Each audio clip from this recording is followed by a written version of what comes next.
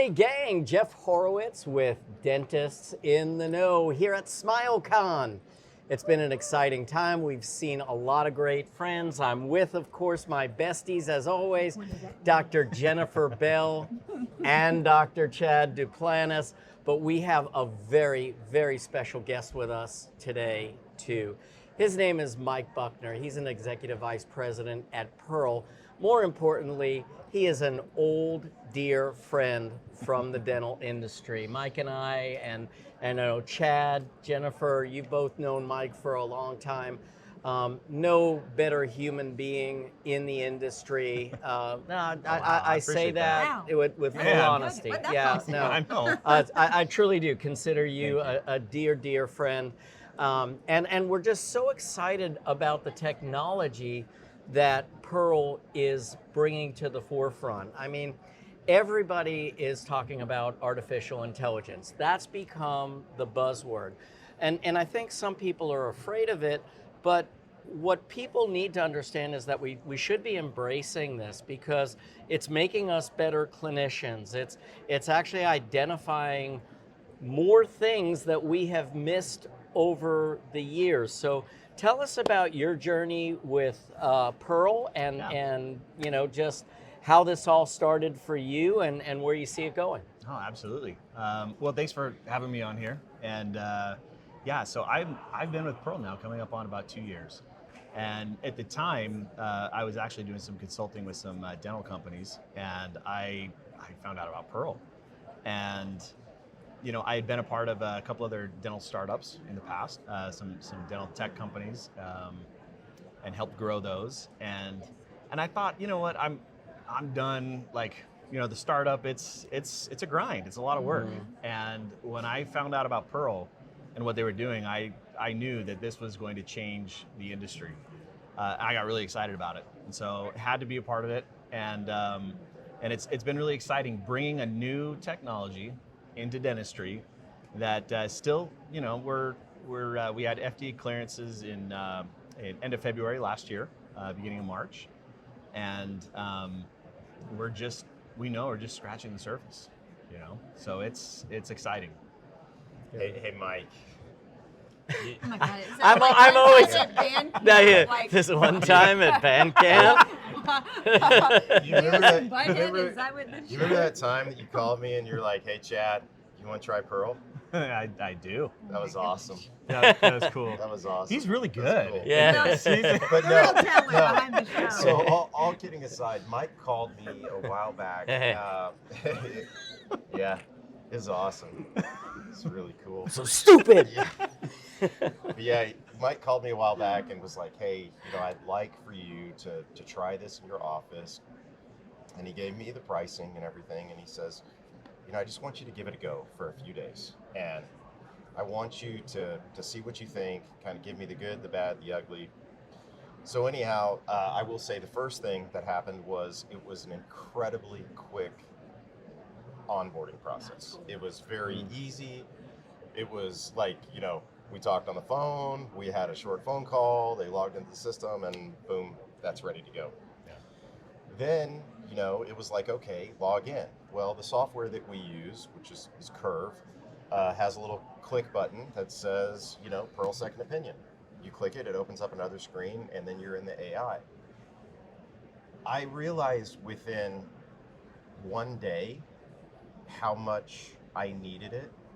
And it's not a need from I'm a crappy dentist standpoint. I mean, which, you know, that's the case. We've all established that. Given. Yeah. But it's a need from an education standpoint for our patients. And I shared with you a video of basically how I walked through using Pearl on the very first patient that we used it on.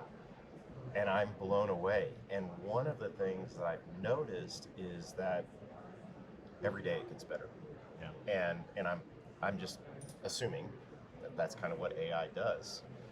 But what are you all hearing from the people that are incorporating it? I mean, am I an oddity, or are these people just blown away with the technology? No, that's a good question.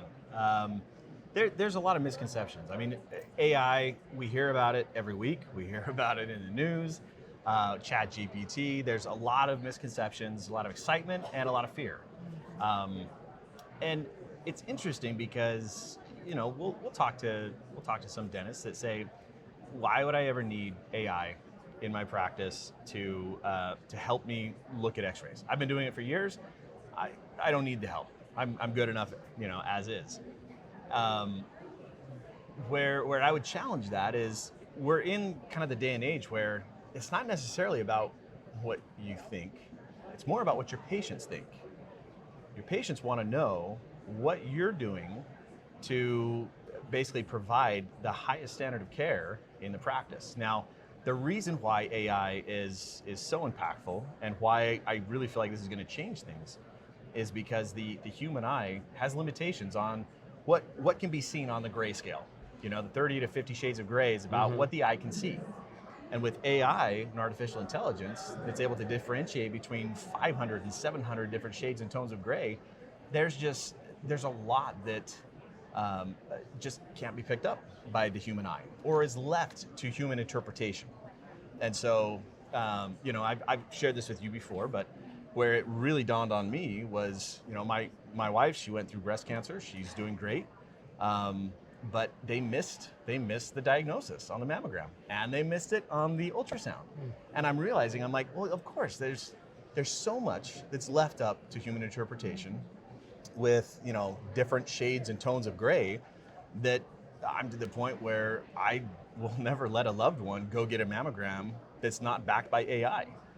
And there's also hardware variability as well. So, you know, even if you have the same dentist that's used to looking at radiographs with their sensors and their software, let's say, you take that same dentist and you put them now with a different monitor that's not displaying it the same way, or you have to change sensors or something like that. The image is not going to be what you've become accustomed to doing. And so I would agree with you. We just have such strong limitations, and a lot of what we do is patterning as well. So if there's anything really outside of those patterns, we're just not wired to really catch that. So that's why I think this is so important. And I also think that it's, you know, we reach a stage of kind of optical burnout at some point. I mean, the way that we look at X-rays on a Monday morning when we're sharp is very different than a Friday at 5 o'clock when we should have been out of the practice a long time ago. Did you ever try to read an X-ray when your eyes were dilated? Don't do that. Don't do that. Don't do. I'm I'm just guessing. yeah. This is a PSA for dentists that are going to have their eyes checked. Do not get your eyes dilated and go try back to to read work. X-rays. Go Right. back to work. Yeah. Period. So I will say, you know, I know you guys market as a second opinion, and I love that, but I disagree with it. I think it's a third opinion. Because I think I have to have my clinical examination, my radiographic examination, and then my Pearl examination. Where I fear is that, you know, that people will abuse it, you know, because there's quote unquote proof in the pudding that, you know, you got this, you got this, you got this. But my hope is that the majority of dentists that are using it is that they're using it as a second or a third opinion. I think it's been an invaluable asset to my practice. I mean, it's just been so seamless, and the team has really embraced it. And patients are just blown away when they're like, wait a second, you're using AI in dentistry. They don't realize we've been using AI in dentistry for a long time for crown proposals and whatnot. Yeah. But now it's like, wait, you've got AI here? And I always start with the AI turned off. We start walking through, and patients will usually say, you know, like, oh, do you see this in your radiograph? And they just know they're supposed to say yes, and like, oh yeah. And even inside, they're like, no. When you turn that on, it's like, oh, yeah. So, Well, and I love, I think co-diagnosis is now a pretty popular buzzword. You're seeing it in other lines of technology, because it used to be, I'm the doctor, you trust what I say, you just do what I say because I see it and I went to all this school to be able to tell you these things.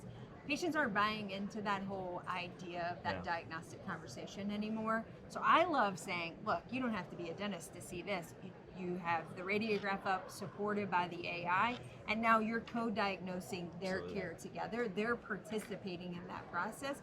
Then they're looking at you going, what are we going to do to fix this? That's exactly right. It allows the patient, first of all, for the first time, to see what you're seeing and to understand it. Yeah. Because like you said, when the doctor, oftentimes will point it out on the x-ray and they'll say, do you see this gray spot? And they're like, everything's great. What are you talking about? You're going to have to differentiate a But little then more. to have AI break down the different parts of the tooth, Yeah. the different components, the dentin, the enamel, in different colors, and show them not just where caries is detected, but also to show the exact breakdown to say, last time you were in, the decay here was 17% into the dentin. Now we're 28% in the dentin 6 months later. So we see the progression.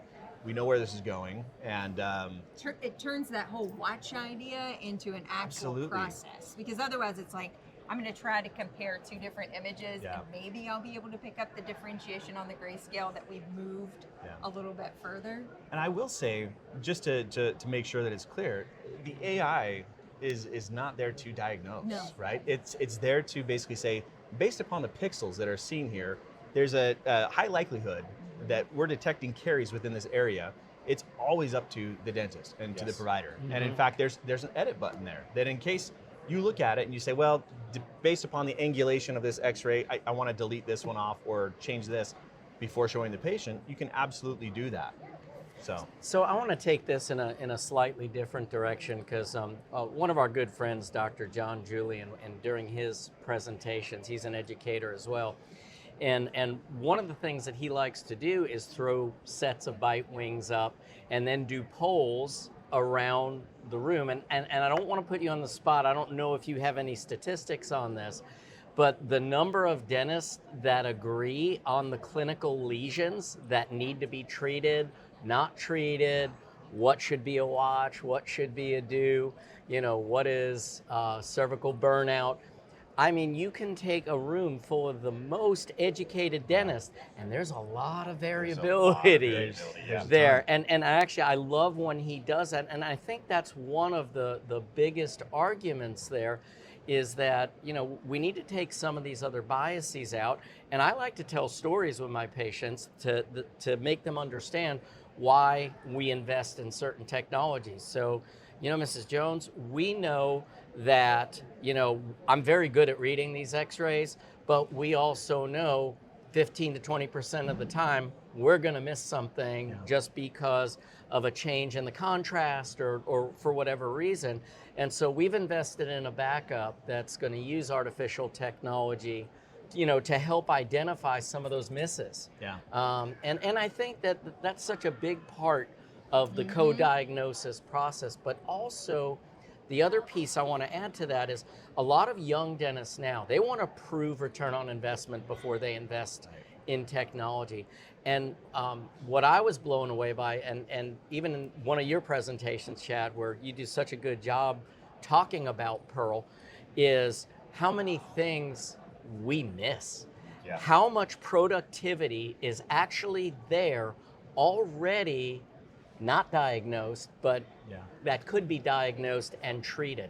So I think that's a big piece of this, is that there's a very easy path to return on investment. Yes. In fact, go ahead. Well, I was going to say, or the whole sway concept. You know how Dr. Coyce talks about the sway book and how many clinicians will see it, but they don't want to burden the patient with that conversation because the patient just came in and told you about their dying cat and they've got all these financial burdens. And the doctor's internalizing all that going, I can't be the person today to say, well, you also have 15 cavities. But they can turn some of that heavy. They make the intelligence help carry some of that heavy. So the doctor's supporting the diagnosis, not just by what they see, but also what the software is helping them to visualize.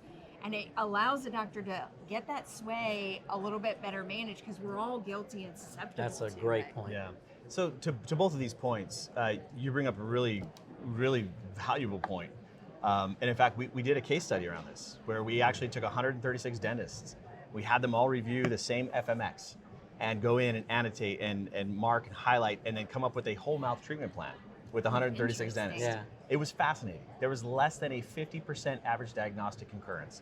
We had treatment plans coming in from $300. I knew you'd have a statistic. That's why I was like, I'm throwing this out there. $36,000. I mean, the range was massive. And here's the thing. I want to just make sure that it's, I want to caveat this, that I understand dentistry is an art. Everyone's going to treat differently, and that's great, and that's expected. However, it does become a problem when you have an associate that comes up with a treatment plan, comes back in later to see you, and you're like, well, actually, this is what we would probably recommend.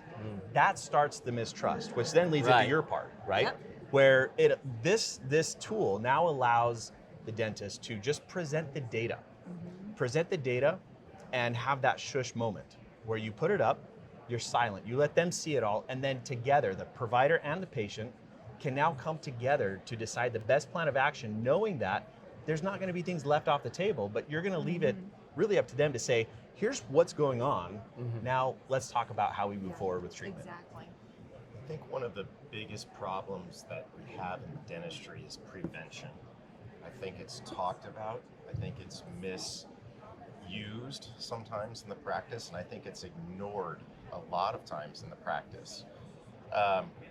What this has done for us and our friends, you know, in the other corporations that sell the fluorides and the MI pastes and all that stuff, they're really loving our office now, because why are we watching things? Right. Why are we watching things? There's two decisions that come from this. Do we prevent or do we treat? Yep. Let's stop That's a watching. And that's where, I mean, it's taken me 25 years. Do you think he wrote that last night? That was good. Yeah, Actually, that I was think actually someone's good. speaking in his Okay. favor. Yeah. That was good, you know, but It was good. But I, It was thank good. you. Yeah, But yeah, you know, yeah. I think we need to stop watching. We need to prevent or we need to treat. And you know, as we come to a I see close the lecture evolving. here, Stop watching. as we come to a close here, I would like to point out two things.